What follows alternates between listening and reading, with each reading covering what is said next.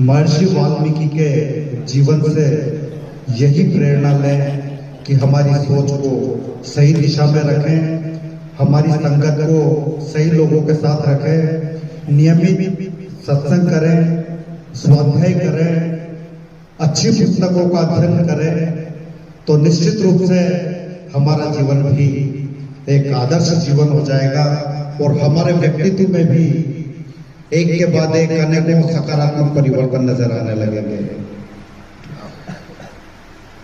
महर्षि वाल्मीकि ही वो संत हैं जिन्होंने रामायण के हर पात्र को जीवंत कर दिया। आज भी रामायण के पात्र और रामायण पूरी की पूरी घटना ऐसा लगती है जैसे हाल ही की घटना हो। इसके बाद जिन्होंने भी रामायण के ऊपर कुछ लिखा है या बोला है तो उसका आधार महर्षि वाल्मीकि द्वारा लिखित रामायण ही रही है।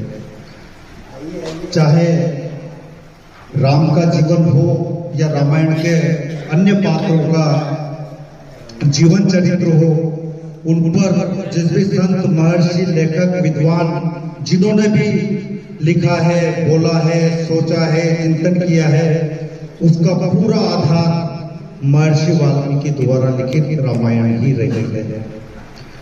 आप इस संसार के आदि कवि रहे हैं और प्रथम कवि, और वो भी ऐसे महान कि जितना बड़ा काव्य ग्रंथ इन्होंने उस जमाने में लिख दिया, उतना बड़ा ग्रंथ आज भी शायद दुनिया में अब तक भी अनुपलब्ध है।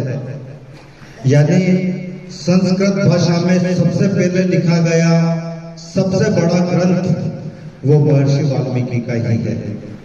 तो ये इनकी इतनी बड़ी उपलब्धि है और ये उपलब्धि इनकी सकारात्मक सोच के साथ साथ इनकी साधना, इनका त्याग, इनकी तपस्या थी कि ये एक डाकू से, एक लुटेरे से इतना बड़े संत हो गए। इतना बड़ा काव्य ग्रंथ इन्होंने उस समय लिख दिया जो आज तक कोई नहीं लिख पाया, इतना बड़ा काव्य ग्रंथ। तो ये सब महर्षि वाल्मीकि की तपस्या और साधना का ही परिणाम है, सकारात्मक सोच का ही परिणाम है। हम ऐसे महान महर्षि को आज याद कर रहे हैं उनकी जयंती पर। आज महर्षि वाल्मीकि ने